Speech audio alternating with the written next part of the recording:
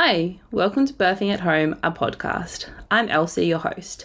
I'm a homebirth mum of 2 little boys. I'm a mental health nurse, a homebirth advocate broadly, but also more specifically in the state of Victoria, and I'm an ex-student midwife. Before we begin, I would like to acknowledge the Wurundjeri people who are the traditional custodians of the land I'm recording on in Melbourne, Australia. I would also like to acknowledge that Aboriginal and Torres Strait Islander peoples have been birthing at home on country for tens of thousands of years prior to the British invasion and acknowledge that sovereignty has never been ceded. Episode 15 is told by Ashley, a mum from Queensland who, after 2 traumatic labour and birth experiences, which both ended in C-sections, where she was constantly disempowered and let down by the medical system, often for discrimination against her BMI, she planned and successfully achieved a at-home free birth with her 3rd baby. It is a powerful story that demonstrates why birth matters, but also reveals the challenges many women face when seeking to have a vaginal birth after cesarean. If you want to help spread the word of home birth and support the podcast, please share it or any episodes you love, and don't forget there are Homebirth Mama shirts and Born at Home onesies available on my Etsy. The link is in the description. Enjoy! Welcome, Ashley, to Birthing at Home, a podcast. Thanks so much for having me. It's really great to be here. Yeah, you're kind of famous in Australian the home birth world, I feel. So I'm very excited to have you on the podcast today to share your story with other listeners. Ashley, do you want to start off? Obviously, I know who you are, and I know lots of people will recognize who you are, but if you're able to give a little intro to who you are, who's in your family, etc. Absolutely. Thanks, Elsie. So lovely of you to have me on the podcast. I love talking about birth, and as you know, I'm always talking about home birth. So it's just fitting that I'm here talking about home birth on your podcast, and thank you for having this podcast too.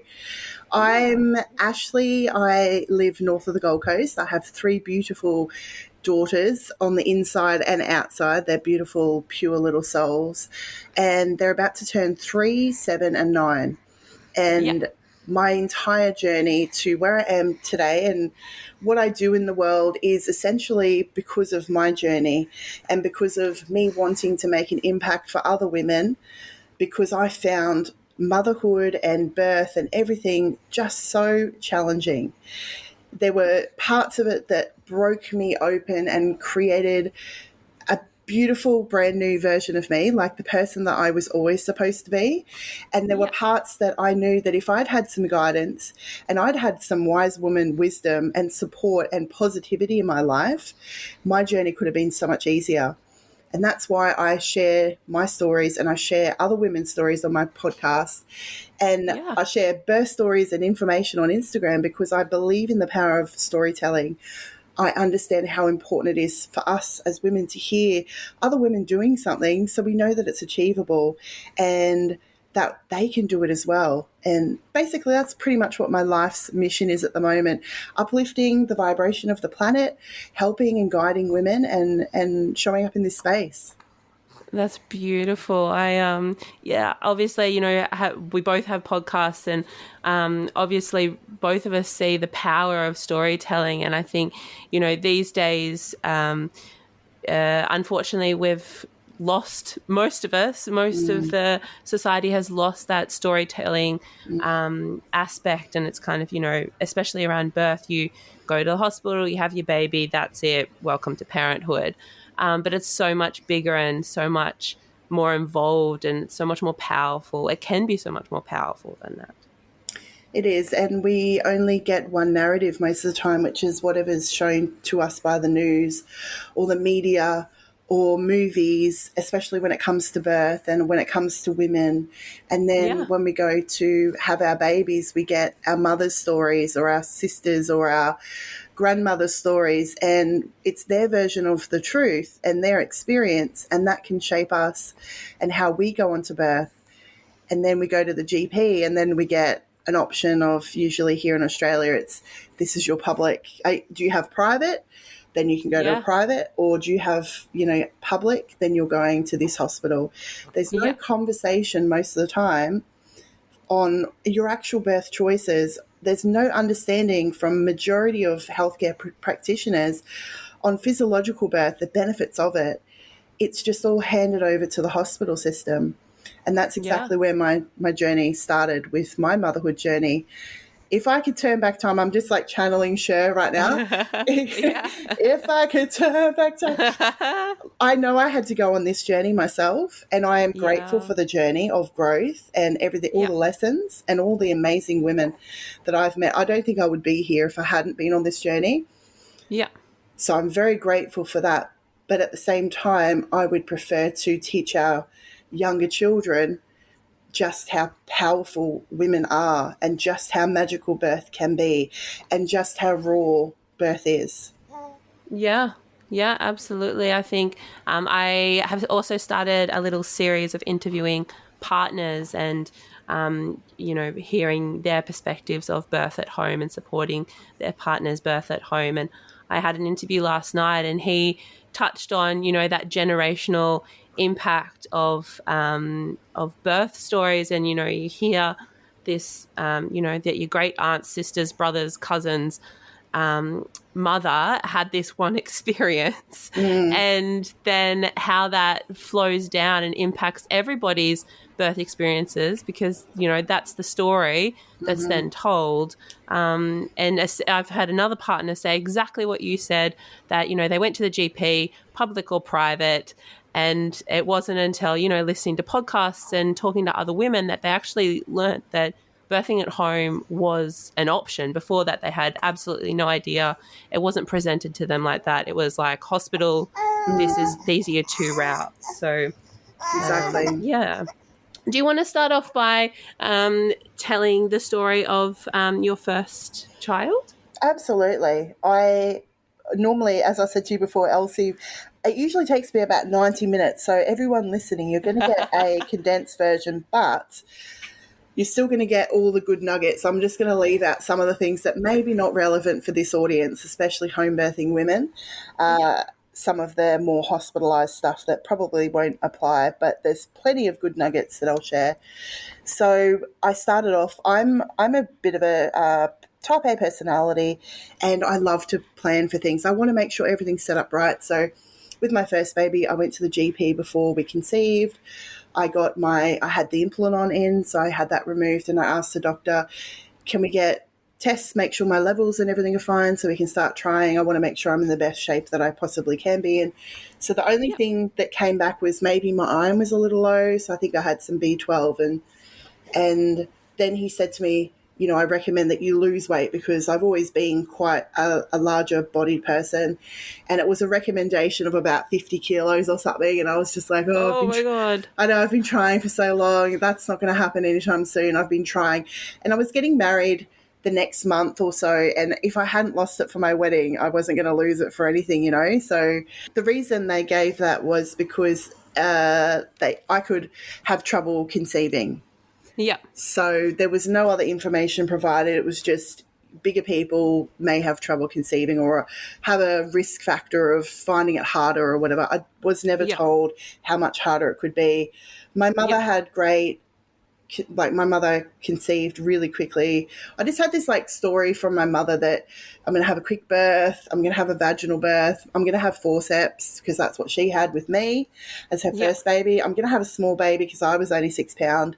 I'm going to breastfeed fine because my mum did and she said it was all good. I just had that story. So in many ways that was wonderful to have that natural approach and that story. Yeah. My mother did have a stillborn with my brother. He died at 38 weeks. So I always had that story lingering in that fear as well throughout all of my pregnancies, because that was a huge thing that went through my family when I was 6. So I was aware of that. I have mourned and had so much grief over my brother and wondered what could be if I had a brother. I come from a family of 3 girls, and my father only ever wanted a son. And so there was a lot coming through for me through this journey. And I thought I was having boys too. But when it came to it, I fell pregnant immediately. There was worry about miscarriage because it seemed that everyone around me, my mother-in-law had 7 miscarriages before my husband. My co-workers had multiple miscarriages, so I was very worried about miscarriage, but I was very blessed to that pregnancy went full term. I was well and healthy outside of having HG. So I was sick until about 20 weeks, vomiting a lot. I went to another GP. I didn't have a regular GP, so I was kind of like GP hopping because I never had health issues or regularly checked with anyone. I was, relatively young. I mean, I was 20, in my late 20s, but I had no need for a proper GP, and I'd moved around a lot. So I was just going to these random people, and the recommendation was to get the GTT test because I was bigger, and they want you to do that around the second trimester. So I got that done, and I was told I don't have gestational diabetes, and then I was referred on to the hospital for my first appointment, and then they told me that I do have gestational diabetes. So that was a huge shock. I found that the postcode at one hospital meant that I did have gestational diabetes, and in another hospital it didn't. They were running off different cut-off criteria. They were running. So the hospital I was in was saying that they're like ahead of the game, ahead of the curve. And I thought, well, I mean, there was a lot of shame associated with that because I was bigger. Yeah. For me, I cried. I was feeling guilty that I'd done something to my baby. There was a lot of fear placed on me about what could happen to my baby. There was extra appointments. I think I had to go to diabetic appointments. You go to do this group session and you learn all about it and they tell you what to do. I was really scared of finger pricking myself. I actually couldn't do it. I had to get one of the ladies to do it. I was like crying. I look at it now. It's like normalized now, but that just goes to I'd never had any needles or anything like that outside of childhood vaccinations. I'd never been sick and never broken an arm. So I'm a virgin person coming through the doors of this hospitalized system. And then you go through so much testing through your pregnancy, and and I have rolly veins too, so my veins actually jump out of the way when the needle comes, or they roll out of the way apparently. Oh my gosh! It wasn't until recently that I knew that, and so I put that down to being bigger as well. So I want to let people know that there was a shame journey for me. There has been a shame journey for me being a bigger bodied person, and nobody explaining everything that happens to me. It's always perceived that it's because I'm bigger. But I found out that my mother, who's like 45 kilos, she has rolly veins. And it's genetic. And so all of these things that I'm carrying around with me, it's because I'm bigger. I had HG because I'm bigger. Because nobody around me had these experiences. And I realise now, as I've done some work in my journey, that I've carried all of this with me and I've picked things up. But the experience that I had, I ended up going with the obstetricians, a lot of junior obstetricians, and I didn't have a very positive experience. They were always running late. I had to leave work to get to this appointment. Then I'd be sitting there for an hour, and it was always someone new, or they didn't seem very invested in the journey. I had the feeling that this doesn't feel right, this doesn't feel nice, this doesn't feel positive, this should feel different. But I didn't have any other context to put it in, because I was in a room full of women who were doing the same thing as me, and everyone was putting up with the same thing. And I often find that I'm always the person that seems to complain or want to make. The reason why I complain or I provide feedback is because I do believe that there's always ways to change and improve, and I believe in a world where we should be doing that all the time. So I constantly try to provide feedback, and I have this mindset or belief that people would want to be better and do better. But I found that a lot of people don't want to do better. And so I'm always the person that I've always, ever since I was in classroom, I would always ask questions. I would always put myself out there, but I found that I'm always surrounded by people who are not like that. And that makes me a weirdo, because I'm one of the weirdos that actually wants to make a change, actually wants to ask questions, actually wants to challenge people in a non-rude way, but just why? Explain. Yeah. Tell me why. I want to have this conversation and figure it out rather than just like numb myself and sit there and accept what is. And Yeah. I realized a lot of the journey through that pregnancy was non-challenging. It was just me going along. I felt really vulnerable because I had HG, and I just went with whatever they did. I was dietitian, I was seeing this person, I was seeing obstetricians, and it was just, I kept asking about birth and they would say, yep, next appointment we'll talk about that. And I was just very go with the flow and I'll do whatever you want. I'm a good girl. I'm a nice girl. Yeah. And they were like, good, you don't, I said, I'm not going to have a birth plan. They said, that's good. You don't need one. We'll just go with the flow. And I said, will you do forceps delivery if my baby needs it? Because I had this story that it might need that help. Yeah, from mum. Yeah. Yeah, and the doctor said, well, no, I'm only trained in vacuum. And I said, oh, okay. Yeah, I'm only trained in vacuum and I'm going to do what I feel most comfortable with. And I said, oh, okay, sure. I didn't know what that was. I never had any explanation. But I was told very early on that I was going to be induced because I had gestational diabetes and because I was put on insulin. And I was happy for that. I couldn't wait to meet my baby. I had met a lady in the GD training thing and she had been induced and she had her baby in 5 hours and she told me it's all good in the hood. And I was like, wow, that's amazing. I'm going to have my baby that like in 7 hours and it's going to be awesome. So I went through that path. And when I asked about the birth and the procedure or things like that, I was never really given any information. I was just told the date and to turn up and that's what you do. And so I did that. And it was a really weird experience now when I reflect back on it. I remember I had my suitcase and I was so excited. My in-laws were over babysitting my dog. Yeah. Because she was my baby. Yeah, and she was my fur baby. And in the hospital we go, we're going to have that baby today. Didn't really know what was happening. They explained, they probably explained some of it, had the CTG monitoring. Essentially, I went through 3 lots of the gels put on my cervix and I had the balloon catheter put in because the gels didn't do anything. So after day 2 or 3 of that, they put the catheter in, they put the balloon in. And that was the most excruciating experience ever. And I had to have gas and they made me feel that I was being like a hypochondriac because of the pain that I was experiencing. It was like as if I shouldn't be experiencing any pain. How many weeks were you when they decided that they would induce you? I was 38 weeks and a few days. Yeah.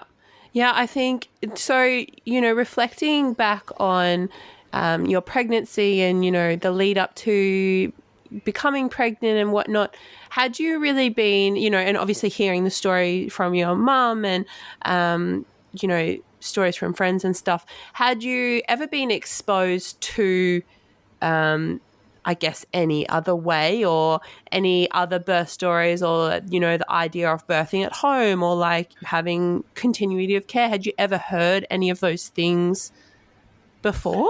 I'd never heard of continuity of care. My mother, I was born with a doctor present, so I knew that there was a doctor. There wasn't really much talk of midwives.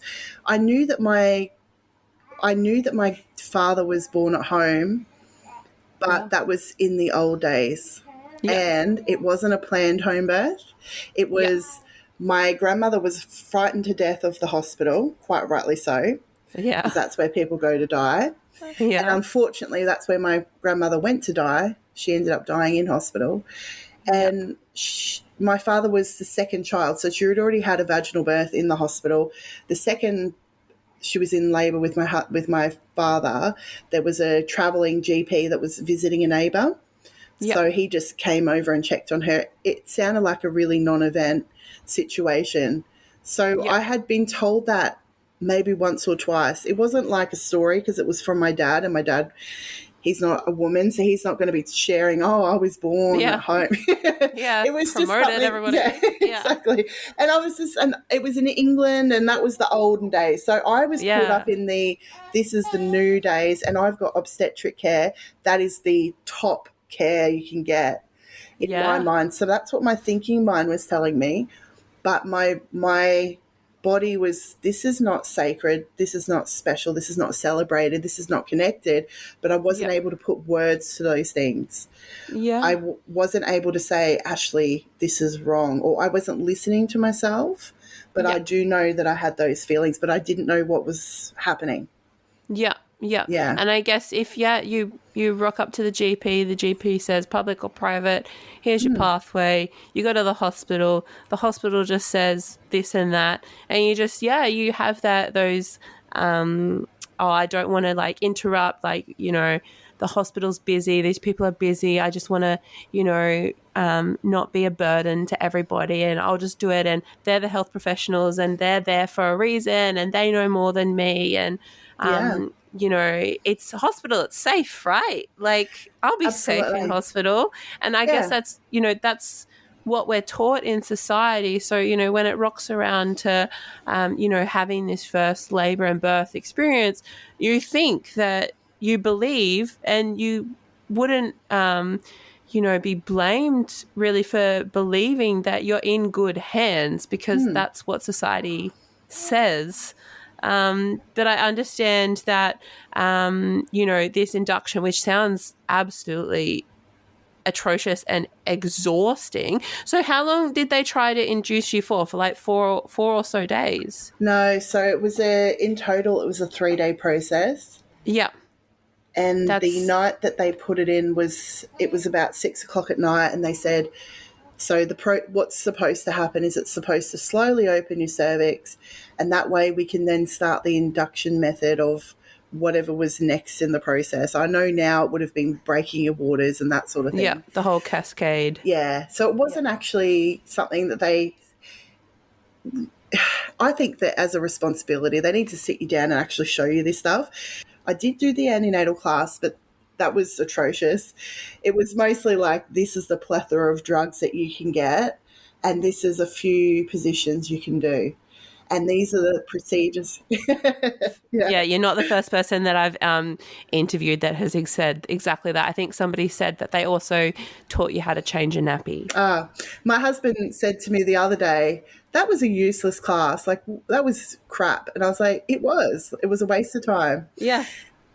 I remember she was trying to teach me how to do Kegel squeezes, and I was like, I mean, it was just too much jammed in, but too much useless information. Yeah.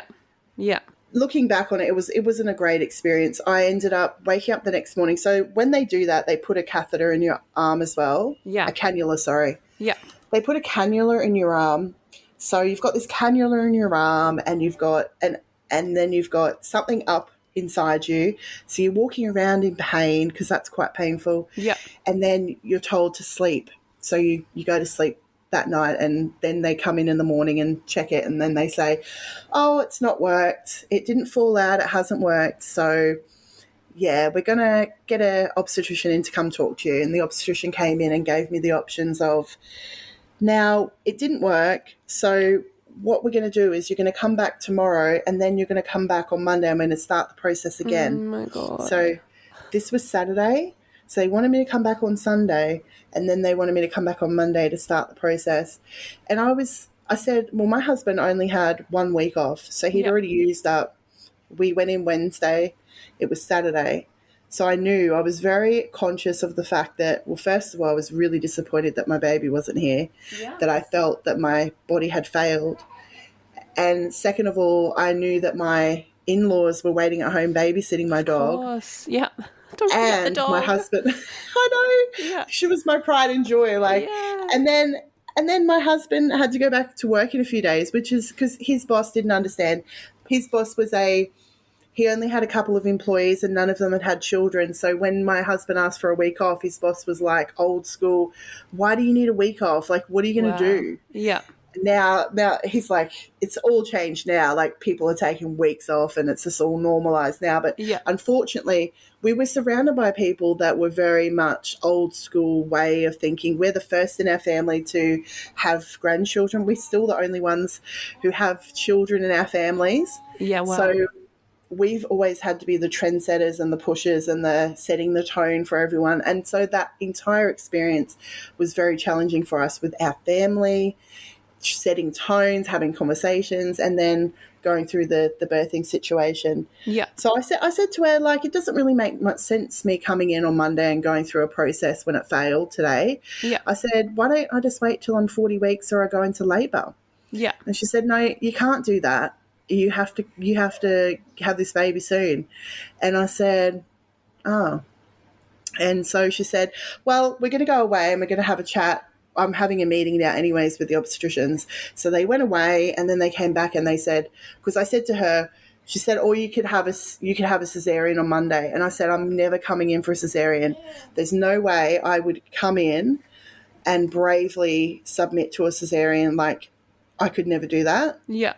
And so they went away and they came back and then she said, okay, so what we're going to do is we're going to do a cesarean and we've bumped up all the surgeries for the day, so you'll be the first one in. And I was like, okay,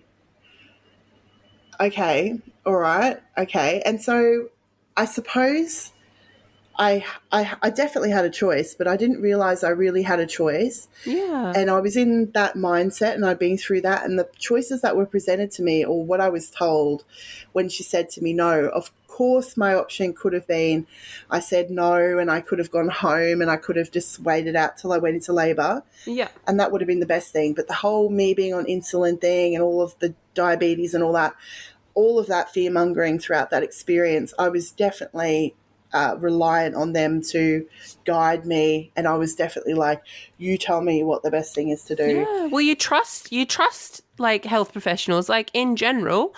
You're meant to trust them. They're meant to be up to date with, I'm a nurse. So like, I know that a part of my registration is continuing professional development, being up to date with the most current evidence and whatever else. And like, we're meant to be providing individualized person-centered care. Like, that is drummed. I don't know what other people are learning, but at university, that's what I learnt, through midwifery and through nursing, to provide individualized patient-centered care and informed consent as well. But like what you've said, if they've already been planting these little seeds that your body's not capable, that something's wrong, that there's a danger, there's all these risks, like if we don't induce you now, then this will happen and blah blah blah, then when somebody says, oh well, we think as health professionals that going in for a Caesar on Monday is your best and safest option, what are you going to say? Oh, well, no, I actually disagree with that. I mean, you can say that, but if you've been set up, for the past 38 weeks to be like, no, you don't know your body well enough. And like, of course you're going to, be like, okay, well, if you think that's best, then let's do it. So I know you're not alone in that. Yeah, it's a very common story. Yeah. I mean, majority of us go through that experience. Yeah. After this experience, I went in for the C-section. It was the most scary experience in my life. Yeah. I remember the nurse said to me, you look like a deer in headlights. And I was like, well, this is really scary. Like, there was lights everywhere. There was a big, strange man holding me up while I was half exposed in the back. Yeah. I remember he had the kindest, beautiful eyes, and I felt really safe in his presence. But they're giving me a needle in my back. My husband wasn't in the room. I was petrified. I'd never had anything outside of dental care. Yeah. So to be in that experience was just frightening. Yeah. It wasn't as bad as I thought it was. You put things in your head and what can go wrong, because it is a major surgery. Yeah. I definitely thought I was going to die before I went in. I said to my husband, like, just tell the baby I love the baby, because I was so frightened. Oh my gosh. But after the experience, like when my baby was born, I didn't care. I just wanted to go to sleep. I was so drugged out. I was shaking because I was cold from the drugs, and I didn't want anything to do with the baby because all I cared about was sleeping. So this experience of me wanting to have a baby and pushing to have a baby and being so excited for 9 months, and all I ever wanted was to meet my baby now. Yeah. Then when my baby was born, it was the least thing on my mind because I was so drugged out. I was so disconnected from the experience. And we had the recovery. I went into recovery and my baby was there, but, the midwife was looking after her, and then I got wheeled into my room, and then motherhood started, and I was chopped in half, and I was in pain. They forgot to give me pain meds at one point. And so with, obviously this whole experience would have dramatically impacted, that early postpartum. But, when you decided to have a second baby, what did you do differently in preparation in the lead up for all of that? So with my second baby, I was hell-bent on having a VBAC. I made sure there was 24 months between births, exactly 24 months, and 6 days. That's how pedantic I had become. And all I knew was that I needed a 24-month age gap and I could have a VBAC. So I was in the VBAC Australia group and I was learning all these things, and it was like, obviously I knew not to have an induction because that's what landed me in a C-section in the first place. So I was trying to avoid the gestational diabetes thing. I was trying to be diet controlled. I was trying to get with midwives. I knew I had to get with midwives because everyone was talking about midwives being the most amazing thing. I got a doula, a student midwife. I had the head of midwifery that would come to some appointments with me. Yep. And then the process began, and the first appointment was, VBACs are probably the best option and safest, but for you, we recommend C-section. Oh, my God. And I went through an entire pregnancy of advocating and fighting for my right to informed care. That did not exist in that hospital. There was no way that they were going to respect me, my choices, my wishes, even though I read all of the guidelines for everything that applied for me. I understood as much as possible about their policies and their guidelines to prepare myself. I was wanting to have a spontaneous birth. I wanted to have Doppler. I wanted to have intermittent monitoring if possible because I was going to have a shower birth. There were lots of interesting conversations, fear-mongering conversations, dead baby conversations. I'm too big to have a vaginal birth. It's going to be harder for me. There's all these things that can go wrong for bigger people, blah, blah, blah. It was just an anxiety-inducing experience that was a negative. It was really challenging for me. I used to go I was hyperventilating on the way to the appointments because I was like, what am I going to have to say now? What am I going to have to say now? Yeah. How am I going to have to defend my decisions? And that's just not how it should be. Yeah, it was just like, I just wanted it was about them agreeing to what I wanted. It was about them just saying, yes, we're going to support you to have a VBAC. Yes, we're going to do these things. And it was always, no, we don't want to. And these are the reasons why. And eventually at 37 weeks, I received a phone call from the hospital saying that we no longer are willing to take on your risk and you need to choose between this hospital or this hospital because we're transferring your care. Oh, my God. And how did that, what was your initial reaction when, you received that call? Well, I was frightened. I was frightened. I felt rejected and I felt vulnerable. I didn't know what to do, but I was so scared of, now I've got to find, first of all, I'm exhausted. I've got a toddler who's about to turn 2. I have to now decide which hospital I'm going to. I don't know these people. I don't know where I'm going. They're further away from my home. I now have to organise who's going to look after my toddler in a different area because we've had that set up. And then I had to go for extra appointments to be booked in and have all those things done. when I was coming right at the end of my pregnancy and just waiting for labour to happen. Yeah. So I just felt really vulnerable. And when I chose the hospital and I went in, then I felt like I had to compromise, because if I get kicked out of that hospital, what is my choice? I just felt really disempowered. Yeah. I also felt that was, I could feel his smile on the phone as he told me. No. And so I felt it was like his last dig, like, we couldn't get you to do what we wanted you to do. We couldn't fearmonger you. And most women, we can bend and break, but we couldn't do that with you. So even though we could have transferred you earlier through the process, because none of my risks had changed. And the reason they transferred me is, which was identified, they have a staffing challenge. They don't have senior obstetricians working through the night, and their junior obstetricians do not feel comfortable working on a bigger body to do surgery if in the rare case it's needed. So that was identified in a conversation that I'd had with them around about 25 weeks. And I made the suggestion of like them transferring me to a different hospital, and they just laughed it off. So I figured all these things I just laughed off. It was like, ha, ha, ha. And I thought, well, it obviously isn't a big deal then if you're not, obviously they're capable. Yeah. This is my thoughts. Like, I was having all of these deep conversations like, why? Tell me why, what's really going on? Yeah. Because this doesn't make sense. It's not evidence-based. What is really happening? And so I was finding out a lot of it was staffing issues or whatever it was, or they're worried about legality issues. And so I tried to sign paperwork to let them off the hook. And they laughed at me for that and said, your signature's not worth the paper it's written on. Oh my gosh.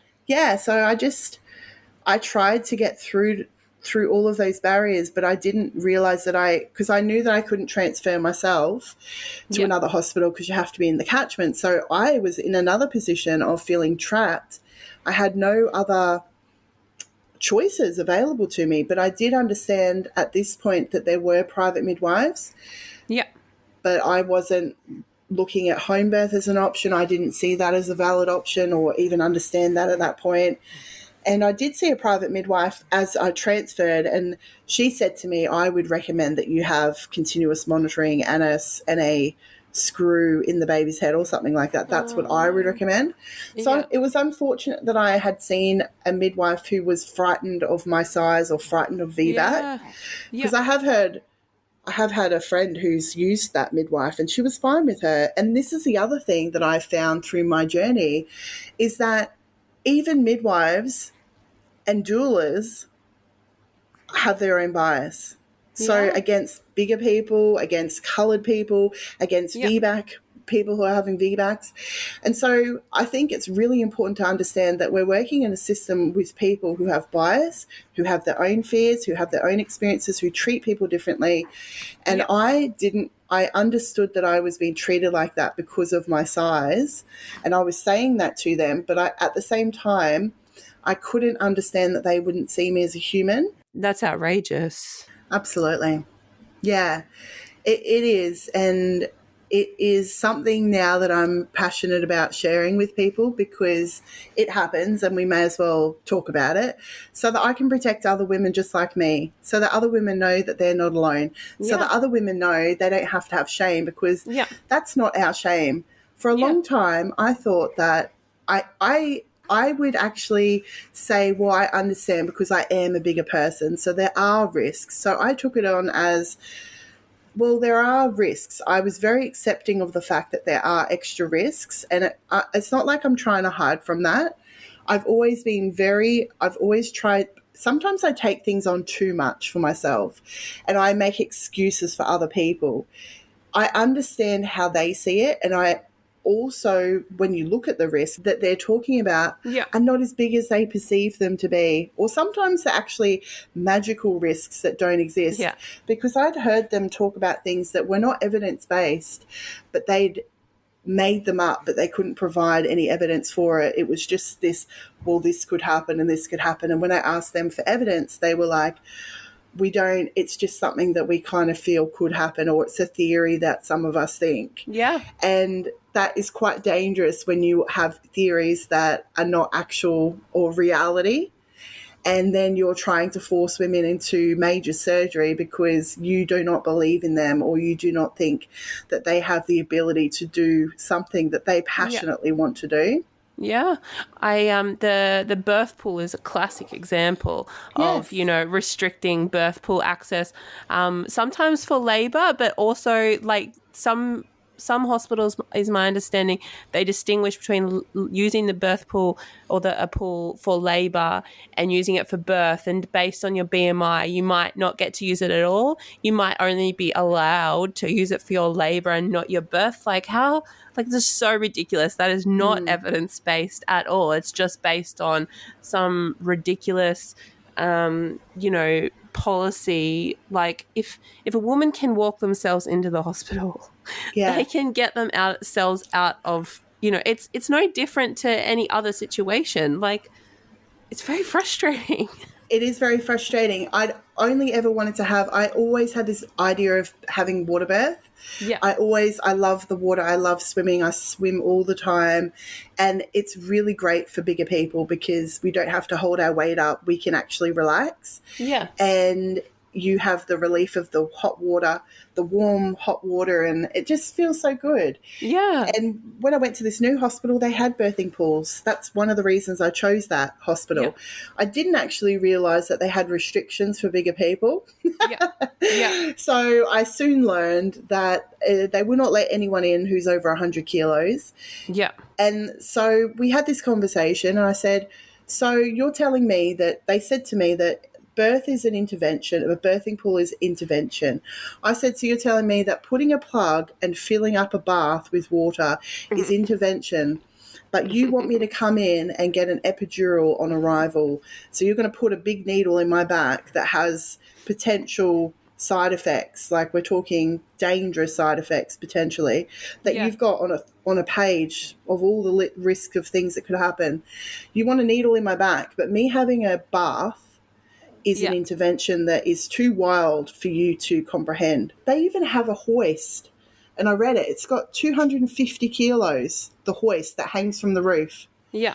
So they can actually, if a woman passes out in the pool, which is one of the things they're worried about, they can hoist her out of there. I just think that a lot of it is discrimination, and it's not.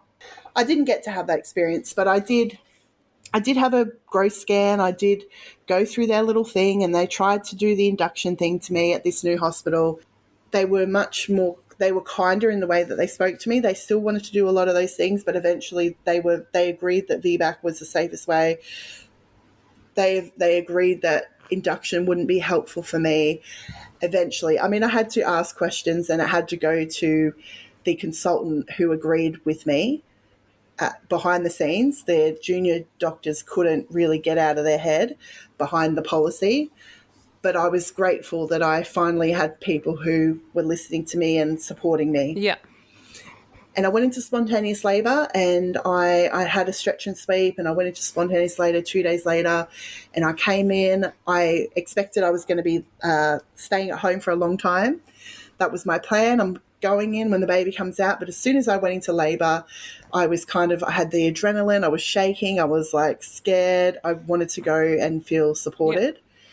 And I literally went within a couple of hours down to the hospital, and I was 5 centimetres by the time I got there. So this to me was so exciting because I'd never laboured before. I had never gone. I was worried that I was going to have to be induced at 42 weeks. Yeah. There was all these things that I had to negotiate, and, if I don't go into labour by this date, then I'll submit to an induction. You know what I mean?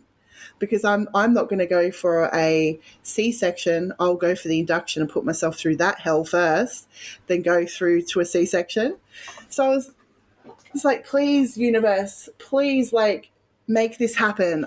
Is my body going to go? They made me feel in the other hospital that I wouldn't even go into spontaneous labour.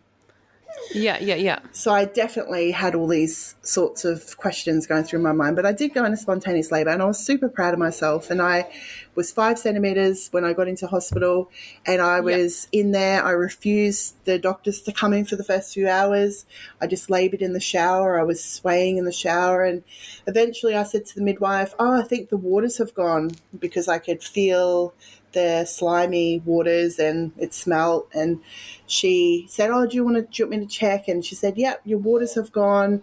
How about there's 4 waters and I'll just break that if you want. And I said, yeah, sure. And then she said, okay, well, that's done. And it was actually all of my waters. So then all of my waters went over the bed. And then she put the screw on the baby's head. So one of the things I compromised with was the screw. And so she wanted to break my waters so they could start monitoring the baby, because they wanted to do all this intervention. They had talked me into getting a cannula in my arm. Yeah. And I said, I'm having this conversation while I'm going through labour, and the obstetrician's coming in and she's saying, we just want to put this in. I'm like, no, I don't want to. And so they were not respecting my choice at that point. Yeah. And then I had to say, fine, just do it, just to leave me alone. And I feel that was really disrespectful, considering we had the conversation during pregnancy. It was on my birth plan, and then I'm having to do this while I'm in pain. There were some things that happened that were quite disrespectful, that you just don't treat adults like that. You wouldn't even treat your toddler like that. Forcing people to do things because you want them to do those things. Yeah. And the worst part is this is all under the guise of safety. Yeah. That they want to protect you, they want to keep babies safe, they want to keep you safe. And like their rebuttal would be, but we were just doing it to keep you safe. And they believe that too. They believe that because they don't believe in physiological birth, and they don't know any other way. They've never seen proper physiological birth. They didn't believe I could birth my baby vaginally at all. Yeah. So when the waters were broken, and I was 10 centimetres one side, 8 centimetres another side. I had a cervical lip, swollen lip. So there was a lot of emphasis on your baby's ensenlytic, ROT, high up. There's a cervical swollen lip. And I had spent all of my time learning about induction and all of those things to try to have a vaginal birth. Yeah. My understanding was you get to 10 centimetres and the baby comes out. That was my understanding, because I had done nothing else. Yeah, okay. So I'm like, I'm almost 10 centimetres, like, calm down. The baby's coming out soon, guys. Like, calm down. And I don't understand what you're saying, but the baby will just come out. Like, that's all I was thinking in my head. I'm looking at them and they're looking at me, and I'm like, but what? Like, it's just going to be fine. Like, just calm down and get out of the space. I ended up having an epidural very quickly after the waters were broken, because it was very painful after the waters were broken, and I just couldn't get it. And after they came in and talked, I was totally out of my vibe. I was disrupted. I was in a lot of pain, and as soon as I said epidural, it was in within 10 minutes. So then I found myself locked on the bed and trapped, and then they were coming in. I negotiated every hour for them to come in and check my cervix, because I thought that was giving me more time, but I didn't realise that it was actually every 4 hours that they normally do that. So every hour they're coming in, checking my cervix and saying, nothing's changed, baby hasn't changed, we recommend a C-section. And that went on for 6 hours, and then I had a couple of D-cells where they came in the room, and then I said, fine, I'll do what you want me to do. Let's just do it. I'm over this. And I'd only been in labour for 12 hours at this point. Yeah. So I went into labour at 6 o'clock in the morning, and my baby was born at 6:30 at night in surgery. Yeah. So the thing that like, it was very, I was so sad when I got wheeled into that room. I didn't want to do it. I was just submitting because I felt they'd worn me down so much, and I didn't feel like, I just wanted to do the right thing for my baby because of the D cells. That's what was worrying me a little bit. And I went in there and I did did what they wanted, and it was a better experience than the first in that I had the video camera, I could see my baby. My husband got to do the fake cord cutting this time, and Okay, yeah. then there was an emergency situation and my husband and baby were rushed out, and I was left in with these people that were freaking out, and then another team of people came in like half an hour later, and what had happened was they had been telling me about the risk the whole time, and that's what actually happened. When they pulled the baby out, allegedly her arm had flung open and then around, and my cervix had torn. So I tore from my C-section scar right through my cervix. Oh my gosh! So they don't tell these stories when they're going for like, oh, let's just have a repeat C-section. No. I just want to say that, Elsie, when I went into the VBAC Australia group, I was aware that there was potential that I would have to defend myself, because the women in that group were sharing it. But I was like, that is not going to happen to me, because no one's ever treated me that way, and I'm not going to be treated that way. And those people must be talking aggressively to be spoken to like that, or for something like that to happen to them, because that just wouldn't happen. Like, people are reasonable. I'm reasonable. We are going to have a reasonable conversation. And then I soon learned that all of the things that they're going to say, it all happened. And I was like, damn. And so if you have that knowledge, but then there's women who will go in and they'll get, treated differently. And I'm trying to work out why it is. Sometimes it's just you're getting a good team. Sometimes it's just you tick all the other boxes. And so there's a mixture. Sometimes it's just divine luck, So there's no real routine to it. It's just some of those things. But yes, when you have a home birth, you can choose. When you have a VBAC home birth, your choices of care team are limited. In some capacities are limited to who you can have. Depending on where you are location-wise, will say how many midwives are in your area. Where I am now, there's a plethora of midwives available, and plenty of them do VBAC home birth now. Back when I had my home birth, it was in 2020, there wasn't many midwives doing VBAC, but the ones who did, they were supporting VBAC. They weren't supporting VBAC after 2 cesareans or multiple. And they were not supporting special scar, and they were not supporting bigger women like me. So I came in with this special situation, but they were not willing to risk their license for, and I understand why. But as somebody who felt so vulnerable, I felt so rejected by the home birth community, because I was so different to everyone else. I wasn't a low-risk woman who was a vegan. Like a lot of the women that were going to the home birth community groups were thin, they were vegans, they were natural, crunchy mums. And here's me, a normal mainstream mum, I felt then. I was just moving over to more natural kind of living and ways. A bigger mum, I felt I was going to be judged because I'm bigger. They're going to see me as like, I'm dangerous. I guess I didn't really think that way until I started to have that experience, I should say, because I started to interview people on my channel, and it was home birth mums and things on my social media, and start to chat to women who had home births. But what I started to realize is that they thought it was too risky for me to have a free birth, at least. So when I started telling people, doulas and things, I thought everyone would be supportive, because that's what doulas are. But they would. I started to realize that doulas didn't attend free birth. A lot of doulas back then were not attending free birth, and there was a lot of. I feel like the world's changed now after COVID. A lot of people. So I was in that time frame where it was like risky and dangerous, and there was a lot of judgment for free birth. And fast forward to now, which is only a couple of years, it's amazing what can change. Now every second doula is doing a free birth.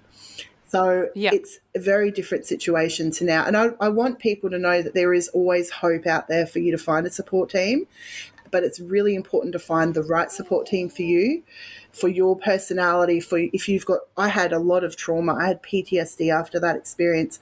I needed a team that understood me, understood birth the way that I wanted to have, a birth, but also were trauma informed. And so I went out searching for a team, and I only had a handful of people to choose from. And I ended up settling on a free birth doula because I'd been rejected by most of the midwives. And Yeah. and and that's pretty much my choice. I went and had a free birth, home birth. That was my choice through pregnancy. I did want to find a midwife who could support me prenatally, but I wanted to choose the support that I had, as in I just wanted to do like a checkup here and there, do things that I wanted to do. And there was one midwife locally who would do that, but then she wasn't willing to do it for free birth because she was worried about her insurance. And then I found that other midwives, they were willing to do it if I was going to do the whole thing. They wanted to do the whole continuity of care. Yeah. And I wasn't. So what I found was I couldn't pick and choose my care, and I would have loved to have been able to pick and choose. And so again, I felt restricted. There were many times in that experience where I felt restricted, and I had found that other women who had had free births, they were able to access those things from midwives. But those midwives would not provide the same support for me because I was VBAC, because I was bigger, because I was this. And so I found that I was having conversations with midwives who were trying to talk me out of my choices and who were genuinely worried and scared for me. So I found it was a really surreal experience of I was going out to community to try to find support, and I was getting fear-mongered by people who were supposed to be what I thought was supportive of me and my choices. And so that was a different experience. So I did feel a bit of rejection through that experience. And I like to share that with people because a lot of the women I work with, they are feeling the same thing too, but it's not often talked about in the home birth community. And it's important to know that everyone's different. Everyone's got different capacity. There are some amazing midwives out there, and there are some midwives who are more medical, and they're amazing for women who want medical support too, who want like a hands-on medical birth. So it's really important to know who your team's going to be. Yeah, I think what frustrates me about, I mean, there's tons of things that frustrate me about the system, but about, you know, like the perception of free birth. I've had home births with midwives present. I've been fortunate enough to experience that. But my perception of free birth is that lots of people are like you are kind of forced into having a free birth, which actually makes it, at the end of the day, if you want to talk about risk, it actually in some ways makes it more risky, because if you're saying, hey, I acknowledge that, you know, or I would feel more comfortable if I had a couple of antenatal appointments with you, isn't that safer than saying, no, I'm not going to help you. And then you're like, well, fuck you. I'm just going to go do it by myself. Like, that's so powerful and empowering that I'm not sure in today's society that many women would feel as I don't know what the right word is, as powerful or capable to be like, okay, well, if you're not going to support me, I'm just going to go do it myself. I think a lot of women out there seeking out home births or private midwives that, you know, are risked out, or, you know, they don't meet the certain tick boxes. I think a lot of them would be like, okay, well, I guess I just have to suck it up. It's just this birth experience, whatever. But I think, again, it's society, our culture of birth, I think really undermines and undervalues the impact that positive birth experiences can have on women as feeling as a woman, but then also parenthood, childhood, and then generationally how that filters through. Like, yeah, I mean, I've gone off on a tangent here, but I really feel that by other professionals saying, no, we're not going to help you at all, that actually is doing the opposite of what they're trying to achieve. I felt disempowered through that experience. I felt really vulnerable and alone. And I wasn't in a space from my last births to be able to own that journey and say, fuck you, I'm doing this, I'm powerful, because I didn't have any experience vaginally birthing. In my mind, I'd had 2 failed birth experiences, and I wanted to have wise women around me. I wanted to have people who believed in me through that journey. And the people that I respected and I followed, they couldn't support me in that capacity, and I felt really rejected. And it was, I understand the reasons why. I understand it, like I do, but I think that there are a lot of people who are not being supported properly. And I think that there's a lot of change that can happen. And there's so much to say when it comes to like the home birth experience and all of the issues that we have in this system, because it is a system.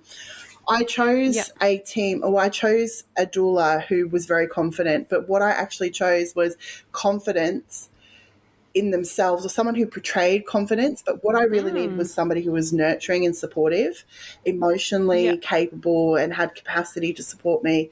And I didn't get that in the team that I'd selected. So I just like to share so much on choosing birth teams, because especially for someone who's had trauma like myself, we really need some people who understand us and really can provide what we need through that journey.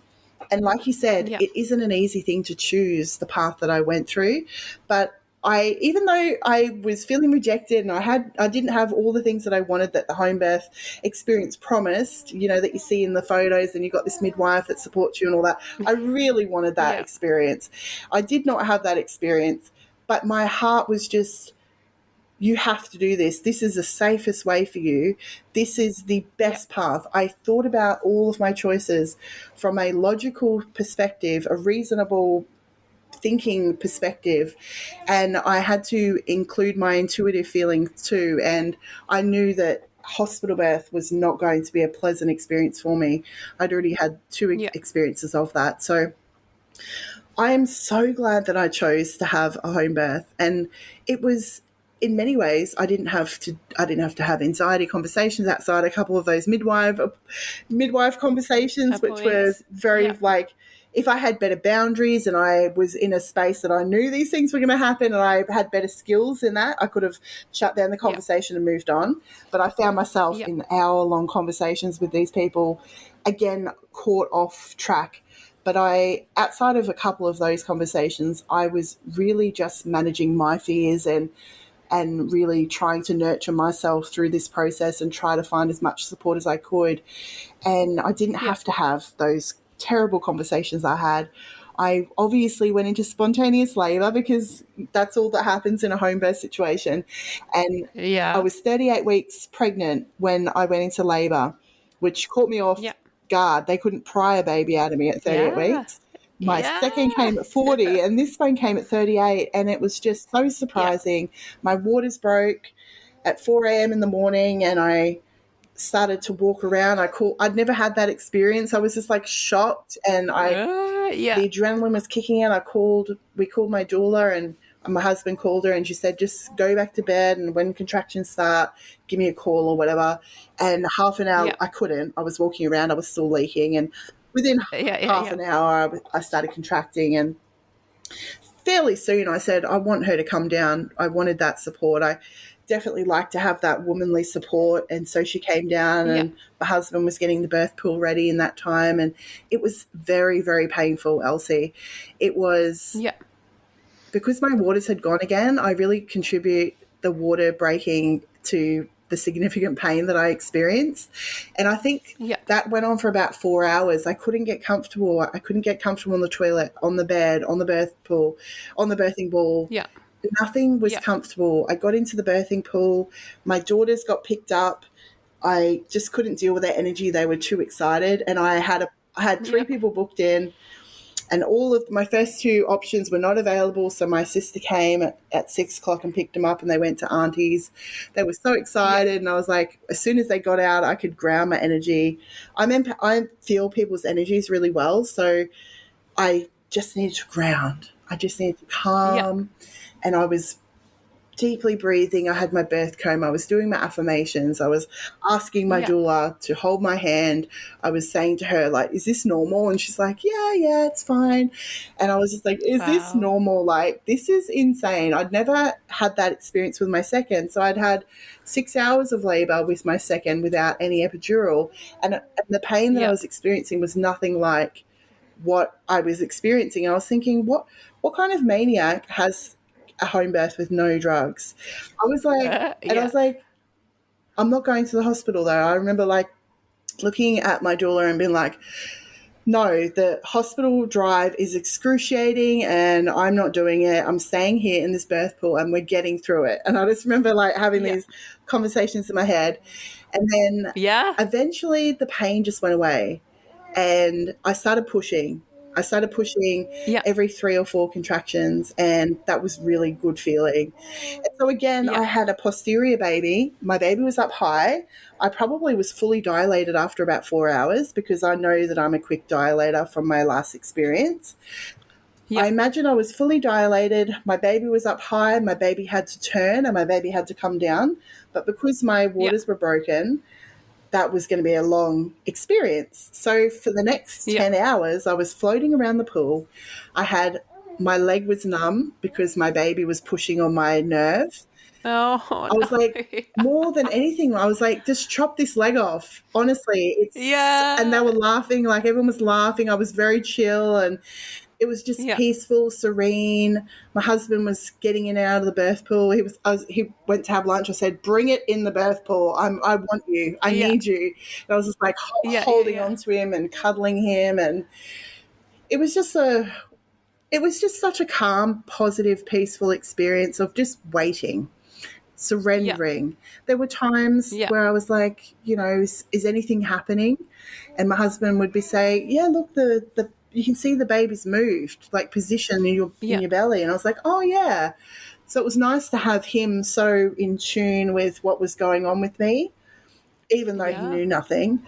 And eventually I felt this big poo because every contraction that I was bearing down and pushing, a little bit of poo came out. And I was like, oh, my God, there's a huge poo coming. It was like a size of a baby's head. And I was like, oh, my God. And I could feel it coming down my back, down my bum. And I was like, it was just huge. And then all of a sudden I was just like, can you like feel inside? I think there's something inside. And my husband was like, feeling is like, well, it feels like a kiwi fruit. And I was like, I was like, I know. I was like, okay. And he's like, well, it could be like an organ. And I was like, have I prolapsed? I know, totally. Like we have no idea. Of course, kiwi fruit. That is hilarious. So after a little while, I said, fine, don't worry about it. And then after a little while, obviously it was known that was the baby's head. You should have known these signs. That's classic, a kiwi fruit. I know. And that's what a kiwi fruit would feel like, right? Yeah, absolutely. Yeah. My doulas had gone outside and my husband had a bit of intimate time because there was I hadn't weed the whole time. So they were constantly saying, oh, have you done a wee? Have you done a wee? And I was like, no. So it was a big thing about me doing a wee. I was trying to do all these things. So my husband and I were a little bit intimate I was asking him to stimulate me to try to get myself to wee. And so we were a little bit intimate there. I'd also watched a lot of orgasmic births, so I thought that was quite good in feeling pleasure rather than pain. And that's through that time is when the baby was coming right out, So I think it really helped. It made me feel good anyways. But the doulas came in and I said, oh, the baby's head's right here. And they were like, oh, cool, And then it was coming in, out. And I said, okay, this is normal, this is fine. It's just stretching. It was quite painful it wasn't, for me, it was more like ripping of paper. It kind of felt like, rather than the ring of fire. And then eventually her head popped out and her shoulders came out. And then the doula stepped in and said, move away from the baby to my husband, just step away. Don't touch the baby. And I was like, hey, what's happening here? And I kind of was like, I know you're not supposed to touch breech babies, but why is she saying this? And I was going into my logical brain at this point. And then And then my contractions stopped because I could feel her nervous, worried energy. Energy. Yes, Yeah. I'd absorbed her energy, because even though I'd had a conversation about energy and all that, people are only aware of what they're aware of. And so we're dealing with humans, and unfortunately humans are imperfect, or probably not. It's probably a good thing, but wasn't the greatest thing to come into my birth space. So then I had a baby that was stuck at the belly. So I said, can you pull the baby out? My husband didn't want to because he didn't want to hurt the baby. I said to the doula, can you do something? And she's like, no, I'm not, I don't work in that capacity. And I was like, great. So we've helped create the situation. We're not willing to resolve the situation. So I just purple pushed the baby out. It probably was in a matter of a minute, but to me it felt really long, and I was almost blacking out pushing because I was feeling the energy. And at this time they're going, push. And I was like, this is not what I wanted to have happen, but this is what's happened. So the baby came out onto my chest. I was so happy. Like, I birthed the baby out of my vagina, and I grabbed her and I felt, and I was like, it's a girl. And my husband's like, yes. And I was like, it's a girl. I knew it was going to be a girl. And she was our third girl. And I was just so happy. I barely had a minute to check in with her before my doula said, I think there's a bit of laboured breathing here. I recommend you call an ambulance. And I was like, okay, fine, do that. I put all my trust into her to handle that side of things. And then, you know, we basically had like a baby ambulance come, and they cleared her, but then there was bleeding and retained placenta from my point of view because of the disrupted birth. And then so there was a knock on that a lot of people don't talk about, but essentially if the birth's disturbed, then we're going to have potentially, you know, retained placenta. It's not going to detach. It's not going to come out. So then I ended up having to have 4 ambulances come in total to go through their policy and process to get me to a space of having bloods and lots of disruption, lots of things put in my body. And eventually 2 hours later, I went off to the hospital to have the retained placenta removed. That was a very painful experience. They tried to do that with no medication. And after the 3rd time where she put her hand inside me and I was screaming, I just said, I do not consent to this. I want to be put under and go into surgery for this. And they said, yep, that's cool. Here's all the things that could happen. I said, yep, that's fine. I signed my waiver, put me under, I'm going in. I was like, I'm not having another awake experience. See, with my surgery before, it was very traumatic being awake for 4 hours while they're performing surgery and they're freaking out and absorbing their energies. So I woke up after that experience and everything had been resolved, but I ended up having another 3.1 litre blood loss. So with my second surgery, I lost 3 litres, and with this one I lost about 3 litres as well. So I had the same, I had to recover and all of that from it, but I just felt so whole. I felt I didn't have this surgical cut across my body. I felt whole. I felt amazing. I found out how big she was. She was 10 pounds. And I was like, what the hell? She was a whopper. But that made sense. All my babies were 400 grams bigger each time. I just made them bigger and more amazing. And there was no tearing. I was so surprised. Not even a graze. And then I was in this hospital and everyone was like doing Chinese whispers and couldn't believe I'd birthed this 10-pound baby on my own and all this sort of stuff. And so it was the hospital that kicked me out in the end. So the team there respected me and treated me well, and I felt a huge healing from that process. And I went through another journey because my baby was put into special care. They like to put babies from home birth into special care a lot. They put her on the CPAP, and then she pretty much was out of that after a few days, but there was some knock-on effects, cascade of interventions again, where when they put them on the sugars, some hospitals want to then do antibiotics. They want to do formula. Oh, so you get the whole cascade again. So, oh my gosh. Yeah, from that experience, and I like to share that with people because it's really important to know what can happen. You can consent, you can say no to these things, but we'd never been through that before, and my husband just said, yep, fine, whatever you need to do again. So we learned that Yeah. experience, and I like to share that on for other people. I want people to know there was a lot of shame for me in that hospital setting with my baby in special care and trying to unravel what had happened with that situation and all the things that I had to deal with that. I found out that my baby was only there for precaution. So once I found that out, I was like, okay, I can stop the shame because my baby's healthy. It was just their thing again. And I want people to understand that because you can attach to shame. And one of the things that I said to myself is no matter what happens, I forgive myself for not knowing anything and I'm doing the best that I can do. So I wasn't going to berate myself. I wasn't going to create more trauma for myself, even though I had some trauma and I had to work on forgiveness for that person doing that in my birth space. And also I want to create awareness for people is a lot of people like me who have come through the system and being sabotaged or being neglected, we have problems trusting people. And so sometimes we would choose to do things on our own because we put our walls up and we're never going to have anyone do that to us again. Yeah. I don't ever want to feel like I have the powerlessness of not having options or not having people in my birth space. So I will always promote women to choose the right team and just to know some of the things to look out for. I don't want anyone to ever feel like there's always a risk for someone to disrupt your birth. We can't control that. And there is an element of us having to let go and surrender to the process. We cannot control how people behave.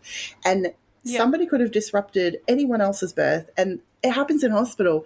Women have completely disturbed births and they have inductions and they have hormones and they go on to have vaginal births, no problems.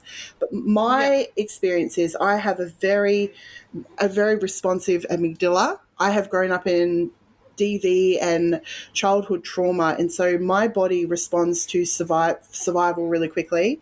So any sort of dangerous situation, that's why my hormones behave like that. Some people are really respond to medicines. I have a friend who can't do essential oils and things around her or medicines. I can take all the medicines and it's totally fine. So understanding ourselves and how our bodies work is really important. And if I had picked that up and I had more knowledge, I could have probably calmed myself down a bit. But I had allowed that person to be the authority at that personal time and at that time and in that space. And that's okay because I wanted that to be the case. Yeah. So it's very complex, isn't it? But it's very, there's so many things to think of, but I guess, when you're in sort of a minority space like the home birth space, your pickings are slim. Yeah. In a more general sense as well. So I guess, but it's still important to talk about the risk of, these things happening at home as well. But I am really encouraged too that you were able to have a vaginal birth. You did it. Yes. Even though everyone said that you couldn't, you did absolutely do it. You have lived to tell the tale. Yeah. Baby will have lived to tell the tale. So I think that's really empowering for all mums, but especially for mums that, aren't that low risk magical tick box. I think that I'm amazing. Like my body's amazing. I think most women's bodies are amazing. And I think if left alone, birth wasn't a big deal, Elsie. It was just like this experience of I've got to just ride the waves until this experience happens. Like I'm just going to wait however long it happens and I'm just going to let my body do the thing. And that's exactly what happened. And if it wasn't disturbed, who knows how magical that ending could have been. But my body is amazing, and they definitely made me feel like my body was broken and that birth is this hard, challenging thing to do. And while I had a lot of pain for the first 4 hours, of course I could overcome that pain because I'm powerful and I'm strong. And all of us, if we believe in ourselves, we just got to ride those waves. And so many women after their experience, they say to me, that wasn't really a big deal, Ashley. And I'm like, I know, right? Like it's such, especially for VBAC women, it's like this big deal. And it's like, it's not a magical experience when you think about, like, it's just a human experience. But we put so much emphasis on it, of all these things that could go wrong, and they can go wrong. You can get in your car tomorrow and go have a catastrophic car accident. Many people do. Yeah. Every day I drive past a car accident. There's no beeper on my car telling me today's the day you could have a catastrophic event. If that happened, I'd be running around on anxiety every day. But we don't have that. But when it comes to home birth, it's this shameful, dirty thing, isn't it? Almost. And it's a strange thing, but it is such a powerful, the place of birthing at home to me is coming home to yourself. It's that beautiful, safe, comfortable place, if that's where you feel comfortable and safe, and you can create the most magical things there in the safety of your home. Yeah, I 100% agree. I feel like we could talk for hours, actually. Of course. I know that you've featured on a few other podcasts, and we talked about before that you're going to feature in the what's it called? Born at Home. Literally just called Born at Home documentary / movie, which I think you said is released next year. It will be, Yes. Yeah. So I'm sure if people are listening and want to hear more or hear the extra little bits that we didn't get time to talk about today, you could tune in to all of those other amazing resources.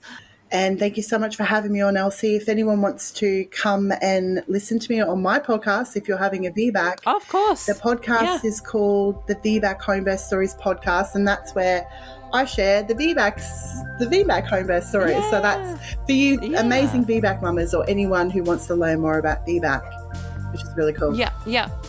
Yeah, amazing. I'll make sure I put it in the little episode description. Thank you so much. But yeah. Thanks for allowing space. Thank you so much, Ashley. Thank you. Of course.